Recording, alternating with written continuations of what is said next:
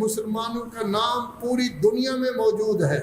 اس وقت دنیا دو حصوں میں تقسیم ہے، ایک طرف ہے مسلم، ایک طرف ہے غیر مسلم۔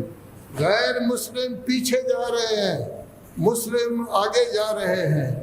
غیر مسلم ترقی میں کامیابی اب ان کی کم ہو رہی ہے، مسلمانوں کی کامیابی زیادہ ہو رہی ہے۔ غیر مسلموں کے پاس اتنی دولت نہیں ہے جتنی مسلمانوں کے پاس ہے، غیر مسلم کے پاس اتنی نعمات نہیں ہیں جتنی مسلمان ملکوں میں موجود ہے، غیر ملکوں کے پاس اتنا سونا نہیں ہے جتنا سونا آپ کے پاس موجود ہے، جتنی معدنیات موجود ہیں۔